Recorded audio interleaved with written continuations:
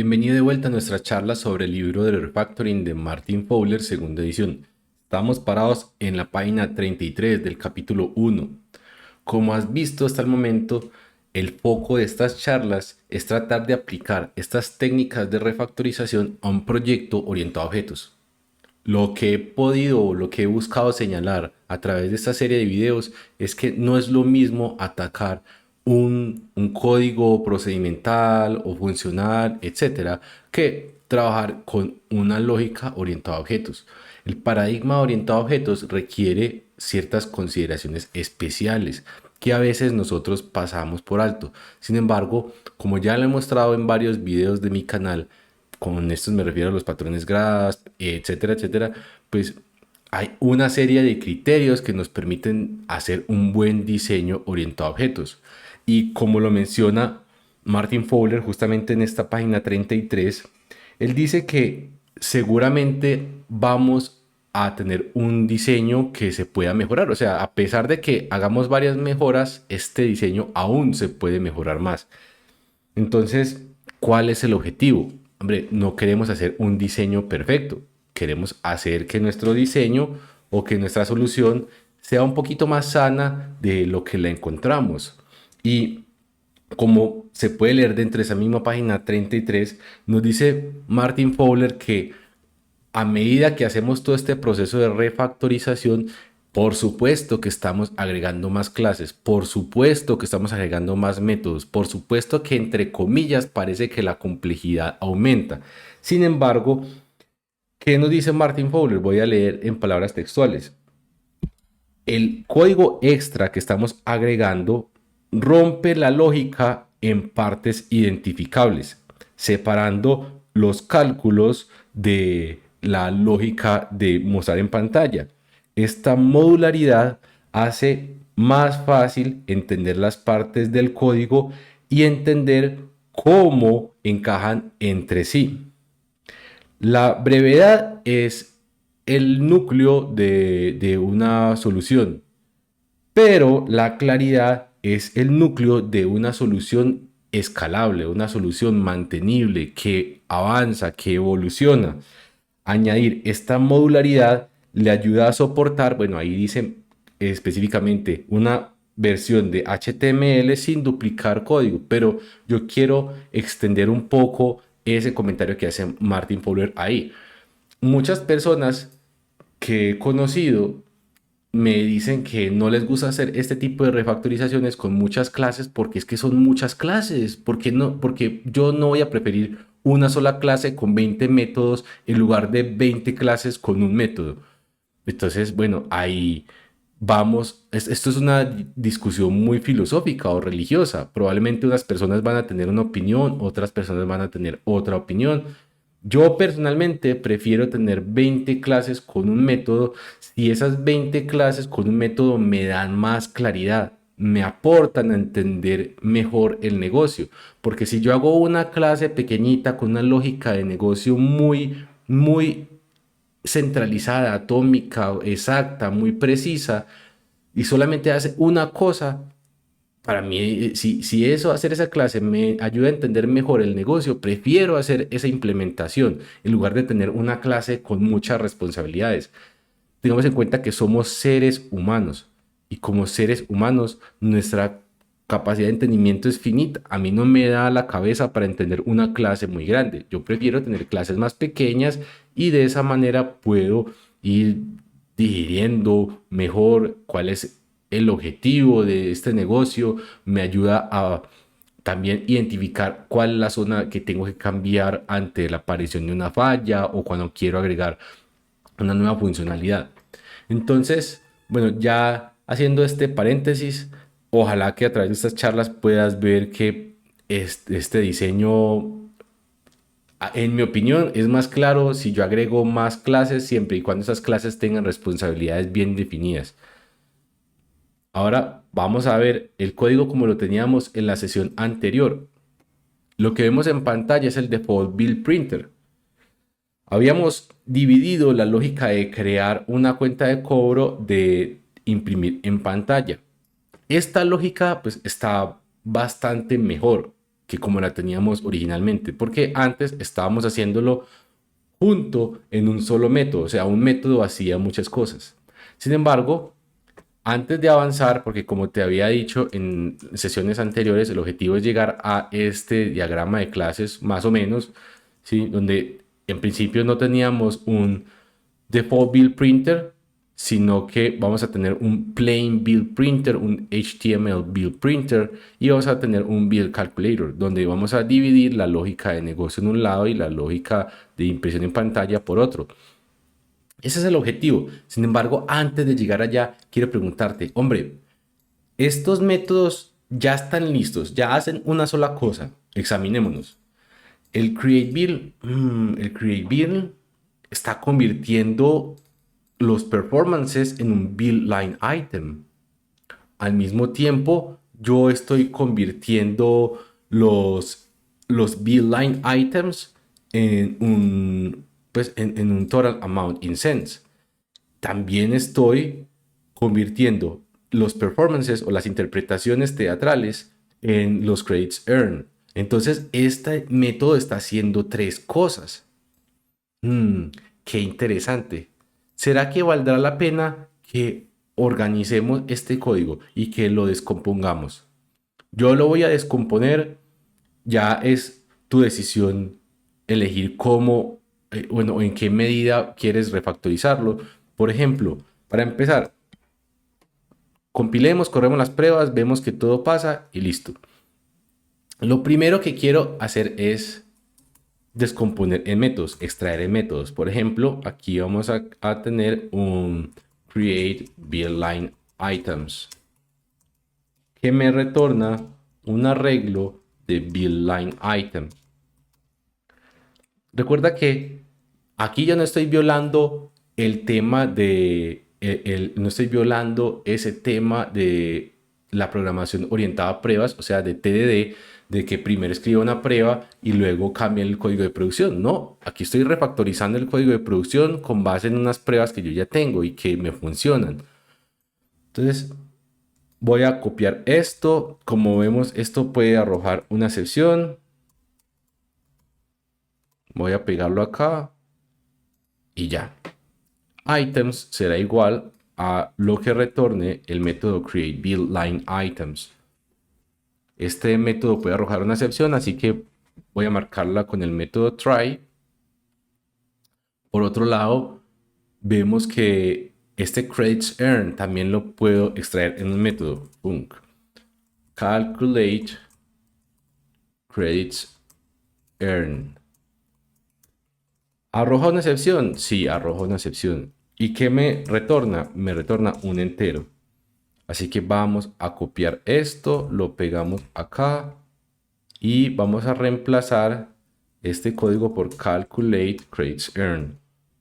Esto puede arrojar una excepción.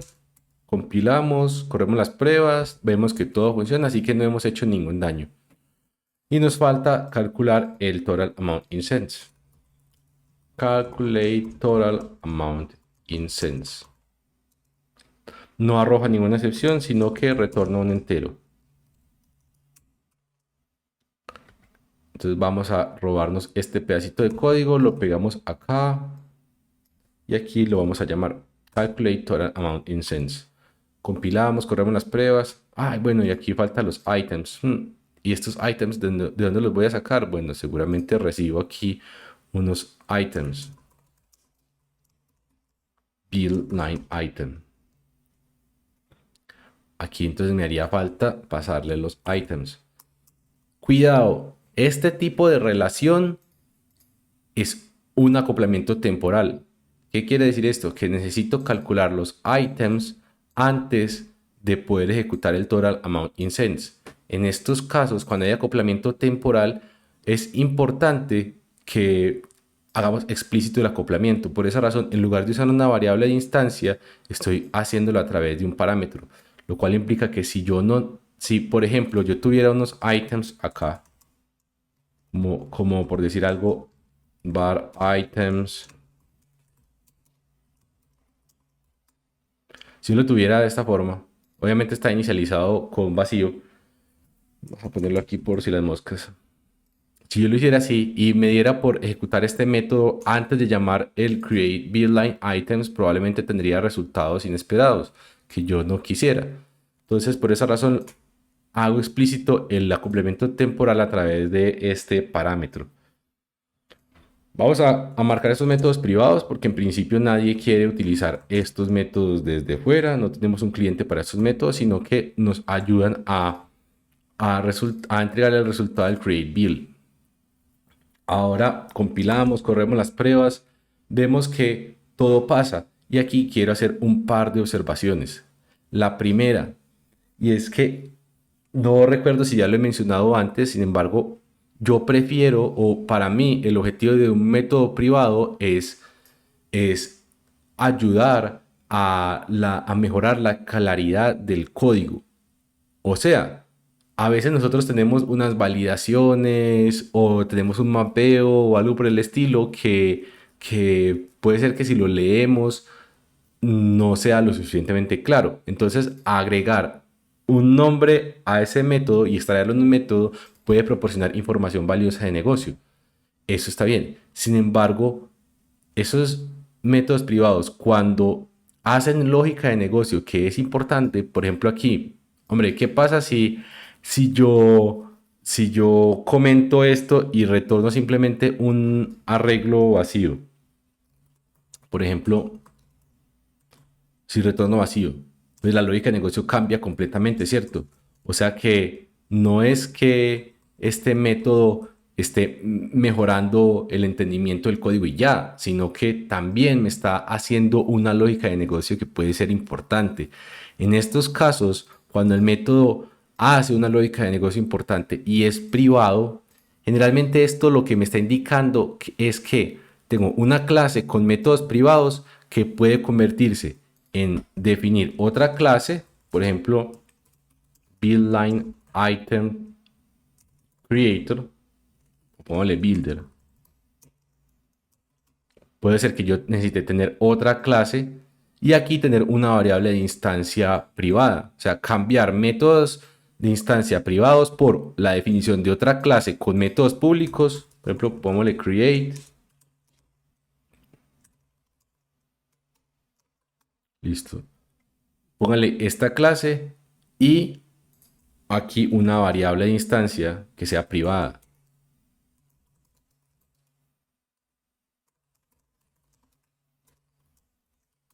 ¿Sí me hago entender?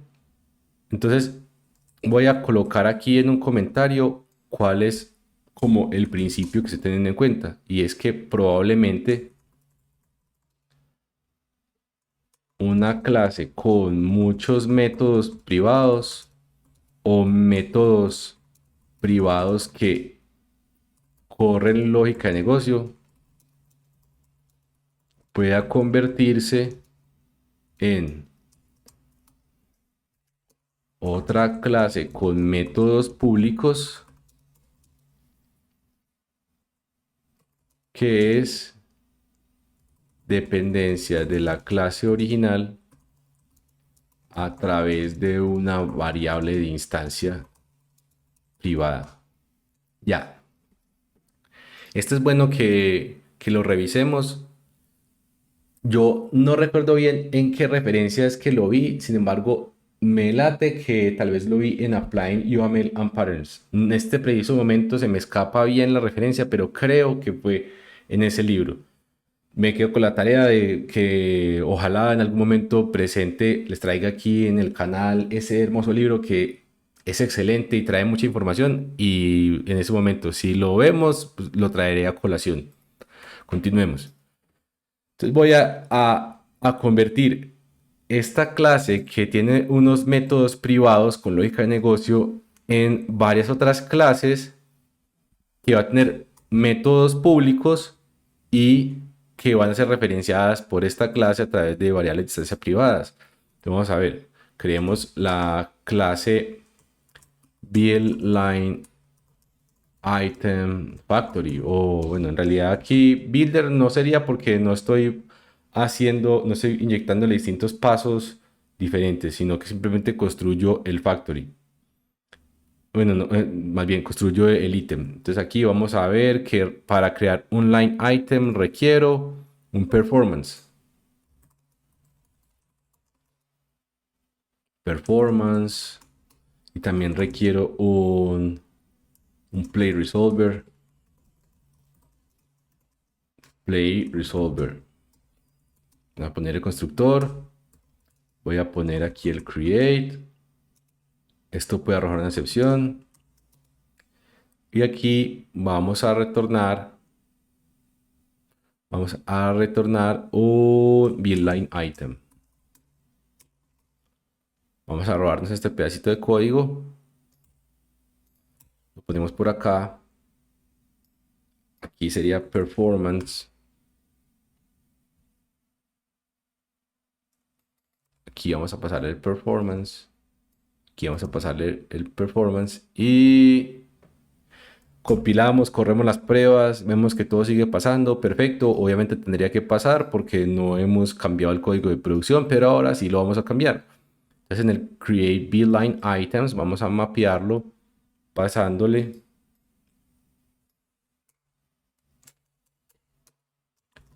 el buildLine item factory que recibe el peso 0 y el play resolver.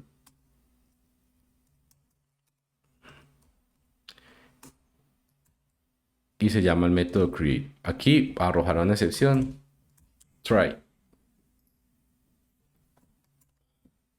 Compilamos, corremos las pruebas, vemos que todo pasa, así que estamos bien. Probablemente yo quiera también convertir este invoice en, o sea, puedo sacar el buildLine items del invoice. Probablemente valga la pena crear una clase. Si en caso de que yo lo quiera, pues podría tenerlo así, como buildLine items extractor. Póngale algo por el estilo. Que tenga un invoice. Tenga un invoice, tenga un play resolver. Play resolver. Tenga un init. Y voy a tener un método que se llame extract. Arroja una excepción. Y tiene un arreglo de buildLine items. ¿Y qué hace? Bueno, nos vamos a llevar este código de aquí para allá. Y en principio compilamos, corremos las pruebas, deberíamos ver que nada falla, perfecto, y aquí lo invocamos. Try buildLine items extractor, que requiere un cierto invoice y que tiene un play resolver. Ya.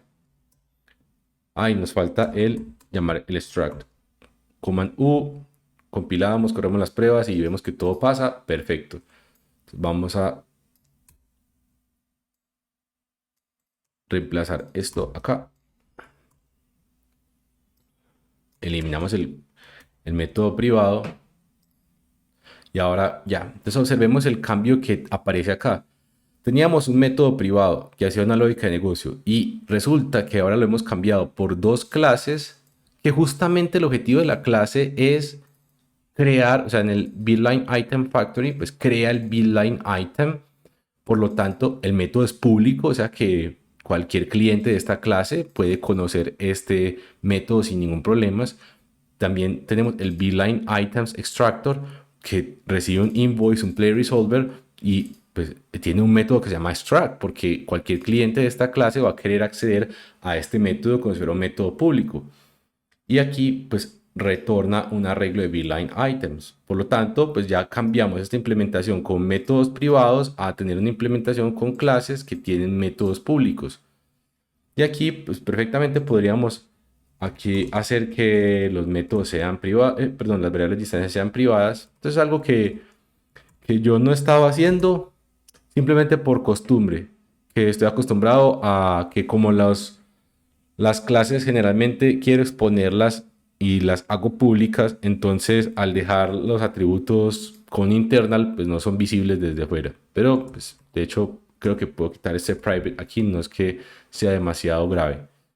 De todas formas, en caso de que en tu diseño o programa específico en el que estés trabajando, de pronto tengas un proyecto donde no estés exponiendo un framework a un cliente, sino que hagas una aplicación monolítica, entonces ahí conviene poner privados los atributos para que no sean accedidos de forma involuntaria.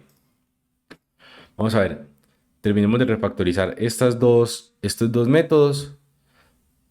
Vamos a crear algo parecido aquí con el Credits Calculator. Vamos a crear esto requiere que el invoice, podríamos hacerlo algo así, como un Credits, vamos a ponerle class, Credits Calcul. ¿Cómo hacemos esto? Requerimos calcular ciertos créditos a partir de un invoice. Vamos a preguntarle a ChatGPT a ver que nos ayude a nombrar esta clase.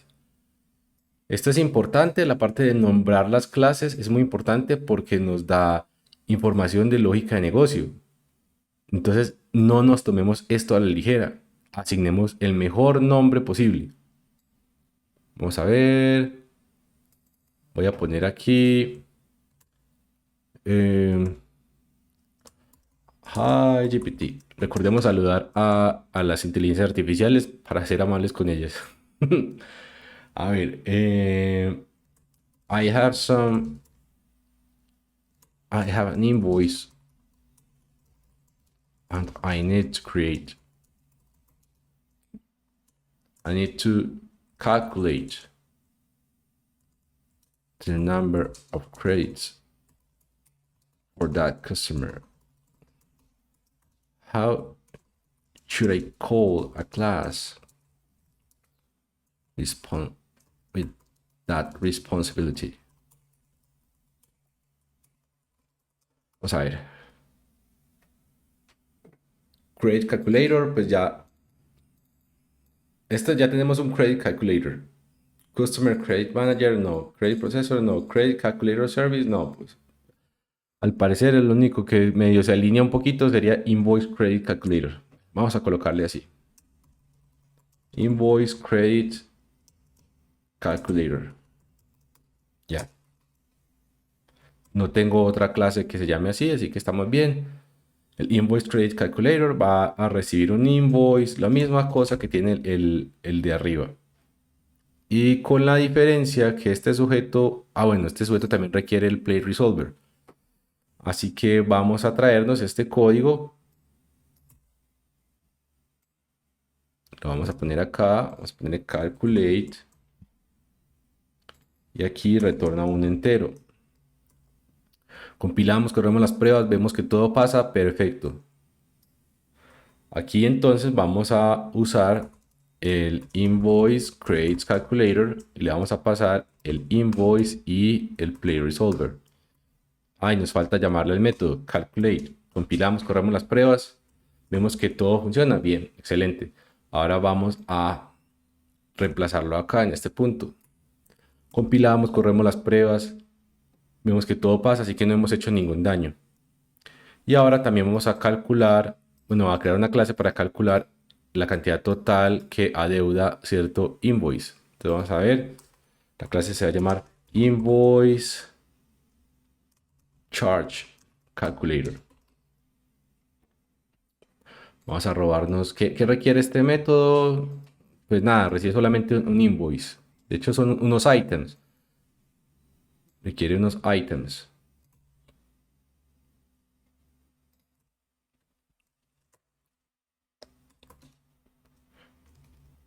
Vamos a ver, aquí tiene un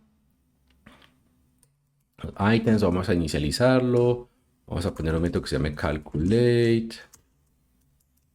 Y aquí me arroja un calculate in cents. Vamos a poner la unidad porque es importante agregar esa información de negocio. Copiamos, pegamos, reemplazamos aquí invoice charge calculator, recibe unos items y calculate in cents. Compilamos, corremos las pruebas, vemos que todo pasa, perfecto. copiamos, pegamos acá, borramos esta función, compilamos, corremos las pruebas, ya. Vamos a poner aquí, vamos a cambiarle el Charge Calculator, voy a refactorizarlo, le voy a poner Total Amount, solamente como para estar un poquitico más en línea con la definición de negocio que tiene Martin Fowler. Compilo, corro las pruebas, vemos que todo pasa y listo. Ahora ya, este método Create Build queda un poco más pequeño, queda un poco más claro y ahora yo puedo revisar bien, o sea, a partir de un nivel de abstracción alto, qué es lo que está haciendo. Por ejemplo, va a crear un cierto bill, una cierta cuenta de cobro o factura. Entonces, para ello, voy a crear unos ítems, ¿cierto? Lo crea con un extractor de bill line items. Luego voy a calcular la cantidad total a cobrar en centavos y para eso llamo el Invoice Total Amount Calculator y le pido que calcule ese total amount en centavos. Luego voy a calcular la cantidad de créditos que van a ser asignados o dados a ese cliente. Entonces llamo el Invoice Credits Calculator y le pido que calcule esa cantidad de créditos. Y al final creo un build a partir de lo que sea que sacó de este customer, los items que calculé aquí, el total amount in cents y los credits earned. Como puedes ver, ya está un poco más reducido, está centralizado el código dentro de cada una de estas clases y, y ya puedo tener con más claridad dónde es que se enfoca cierto cambio. Digamos, si me piden que haga un cambio en la forma como se convierten en los build line items, bueno, en lugar de tener que leer toda la lógica de conversión del build line item, seguramente voy a cambiar es el build line item factory. No necesito ni siquiera pensar en el build line items extractor, porque este delega la creación a este factory por cada uno de los ítems que tiene, y etcétera, etcétera. En general, lo que busco es centralizar toda esa lógica de negocio, o más bien distribuir la lógica de negocio en varias clases, de modo que yo pueda enfocarme en solamente un tema del negocio por clase. Esto es a lo que llamamos responsabilidad única, o al menos es a eso a lo que yo llamo una responsabilidad única, con base en la lectura de varios libros. Principalmente, esto lo digo a partir de la lectura del libro de Applying UML and Patterns. Ese libro es muy bueno porque hace un gran énfasis en la aplicación de los patrones GRASP. No lo estamos viendo específicamente en estas charlas, porque en estas charlas estamos viendo el libro de refactoring, pero igual te menciono que es un libro muy valioso que quisiera que consideraras a futuro en tu lectura personal o que quizás podría traer al canal.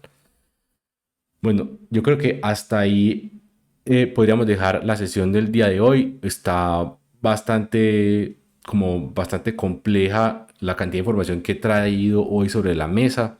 Como puedes ver, yo he avanzado con toda esta refactorización sin hacer pruebas unitarias de estas clases. Estas pruebas unitarias no voy a mostrarlas en la próxima sesión, simple y llanamente porque no es el foco de estas charlas. Estas charlas lo que quiero mostrar es la refactorización, más no la creación de pruebas automatizadas. Voy a crear las pruebas automatizadas detrás de bambalinas. Te pido que también les agregues de tu parte. La idea es que tengamos pruebas automatizadas unitarias en la mayor cantidad de clases posibles. Esto no quiere decir que no tengamos una buena cobertura, porque probablemente si revisamos, mira que la cobertura sale aquí del 100%. O sea, sale súper bien. Entonces podríamos, entre comillas, decir que ya estamos curados. Sin embargo, como ya lo hemos visto antes, a través de las pruebas de integración es posible que sea un poquitico más difícil detectar la causa de los errores. Si tenemos pruebas unitarias es un poco más fácil, es menos probable, es un poco más probable de que podamos detectar un error. Recuerda como lo presenté en la charla de Clean Code junto con Sebastián y Natalia, donde hablábamos de pruebas automatizadas, que las pruebas automatizadas no nos eximen de cometer errores, nos ayudan a identificar errores y de hecho no son la mejor manera para hacerlo. Sin embargo, entre más herramientas de manejo de errores agreguemos a nuestro código, pues será mejor. Ya vamos dejando hasta ahí. Muchas gracias por prestarme atención y si has llegado hasta este punto, si crees que te ha gustado el video, por favor considera suscribirte al canal, darme un pulgar hacia arriba, compartir el video y adicional a eso, aquí debajo en la descripción del video estoy dejando 2 enlaces a unos formularios para que me des retroalimentación. Te agradecería muchísimo si me dijeras, si me dices qué piensas acerca de los videos, qué piensas acerca del canal, cómo puedo mejorar, cómo puedo hacer estos videos un poquitico más claros, etcétera, etcétera. Créeme que me ayudas un montón y así hacemos que este canal crezca y llegue a más personas y podamos divulgar este conocimiento. Te lo agradezco mucho, te dejo un video a la próxima sesión y a la lista de reproducción. Hasta luego.